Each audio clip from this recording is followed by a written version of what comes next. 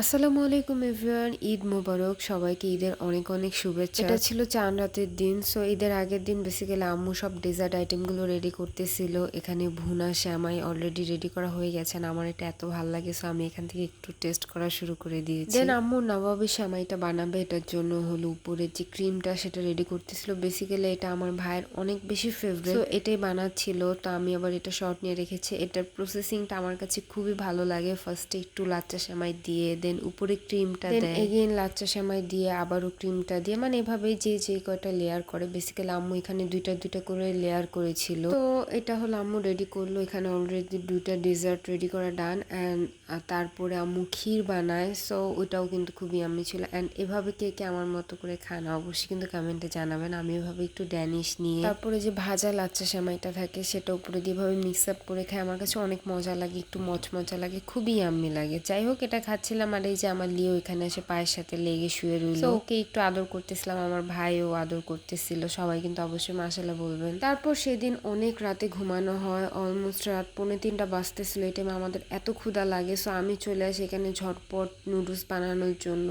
তো ভাবলাম এটাও আপনাদের সাথে কেননা শেয়ার করি। এখানে নুডলসে আলু দিব, সো আলুটা ফ্রাই করে এখানে ডিম দিয়ে ভালো করে বানিয়ে ফেলে, আর উপরে একটু পেঁয়াজ দিয়ে দিই। ভাবে দিলে আমাদের কাছে ইয়াম্মি লাগে। সো এই তো বানানোর পরে দেখেন এখানে আম্মুর ফোনে দেখাচ্ছি 3টার মতো বেজে গেছে। সো চারজনে মিলে নুডলসটা মজা করে খেয়ে নিলাম। ঘুমাতে ঘুমাতে অলমোস্ট 3:30 কি 4:45 বাজে। যাই হোক, এরপরে সকালবেলা উঠে দেখি আম্মু অলরেডি এখানে পোলাও বসিয়ে দিয়েছে আর একটু নুডলস বানিয়েছিল সকালের নাস্তার জন্য। আর আমি এখানে চা বানিয়ে আব্বুকে দিচ্ছিলাম। তারপর লিয়া যে বেবিগুলো দিয়েছে মাশাআল্লাহ বড় হয়ে গিয়েছে, সো ওদেরকে বাসায় আনলাম, এনে ওদেরকে খাওয়িয়ে দিচ্ছিলাম এক এক করে। সবাই কিন্তু অবশ্যই মাশাআল্লাহ বলবেন। বেসিক্যালি ওদেরকে ছাদে আমি একটা জায়গা করে দিয়েছি সুন্দরভাবে, ওরা ওখানেই থাকে। তো ওদেরকে নিয়ে আসি প্রতিদিন, এনে আমি একবার করে খাওয়াই দিই। যাই হোক, এরপরে দেখলাম আম্মু এখানে গরুর মাংস বসিয়ে দিয়েছে, অলমোস্ট হয়ে গিয়েছেন। এত সুন্দর স্মেল আসতেছিল, খুবই ভালো লাগতেছিল। এন্ড আমি একটা বাটিতে একটু নিয়ে টেস্ট করে দেখতেছিলাম, আর আমার কাছে গরুর যে চর্বিটা অনেক ফেভারিট, সো এটাও নিয়ে দেখতেছিলাম।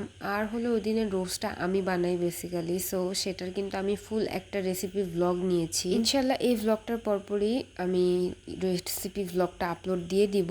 অ্যান্ড আলহামদুলিল্লাহ এত বেশি ইয়াম্মি হয়েছিল রোস্টটা, সবার কাছে খুব বেশি ভালো লেগেছিল। যাই হোক, তারপরে চারজন সুন্দরভাবে খেতে বসে যাই, এখানে খাচ্ছিলাম। অ্যান্ড আলহামদুলিল্লাহ রোস্টটাও অনেক বেশি ইয়াম্মি হয়েছিল। অ্যান্ড আম্মুর হাতে রান্নার কথা তো নাই বলি, পোলাওটাও এত বেশি মজা লাগতেছিল। সবার ফার্স্টে পোলাও দিয়ে একটু রোস্টটা খাই, তারপরে আমি ভাত দিয়ে গরুর মাংসটা খাই। সেদিন ভাতও রান্না করা হয়েছিল, কারণ গরুর মাংসটা আসলে ভাত দিয়ে খেতে কিন্তু অনেক বেশি মজা লাগে। সো তারপর খাওয়া দাওয়া শেষ করে ওঠার পর আমার ছোট মামা এসেছিল, সো মামার সাথে বসে একটু গল্প করতেছিলাম আমি আর আম্মু। দেন ছাদে যাই, ছাদে যাওয়ার পরে এই বাচ্চাগুলোকে ছেড়ে দেই।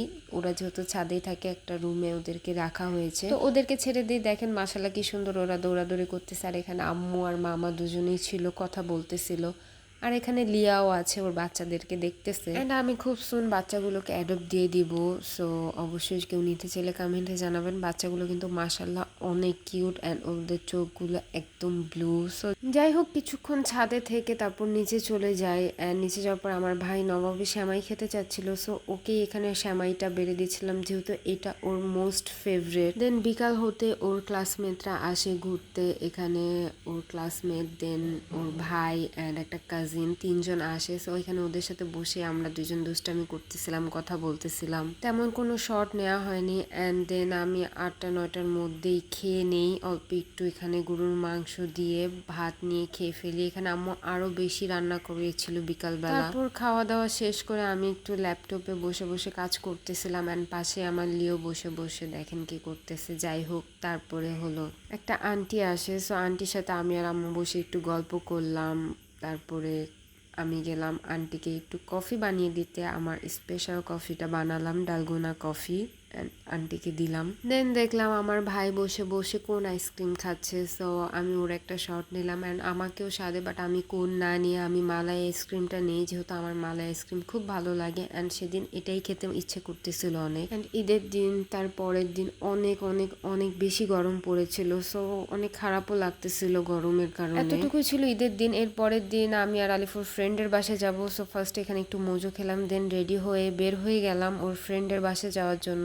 এত গরম, ফার্স্টে যেতে ইচ্ছা করতেছিল না, দেন আবার ওর ফ্রেন্ড ফোন দিল, তো আলিফও বলতেছিল চলো আব্বু। সো আমরা দুজন চলে গেলাম, এন্ড এখানে তো সবাই আবারও দুষ্টামি করতেছিল। এখানে ওদের একটা বিড়াল ছিল মাশাল্লাহ, সো বিড়ালটাকে নিয়ে দুষ্টামি করতেছিল, আমরা অনেক গল্প করলাম। দেন আমাদের সবাইকে খাবার দিল এখানে, তো খাবারের জন্য এখানে সবাই রেডি হচ্ছিলাম। তারপরে যেহেতু সবাই ছোট ছিল, সবাই দুষ্টামি করতেছিল, তেমনভাবে কোনো শর্টই নেওয়া হয়নি।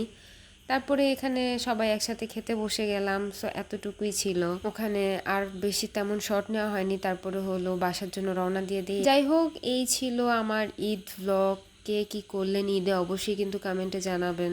আমি ঈদে টুকটাক যা করেছি সবই আপনাদের সাথে শেয়ার করলাম। So that's it for today. If you like my video, do subscribe my YouTube channel. আল্লাহ হাফেজ।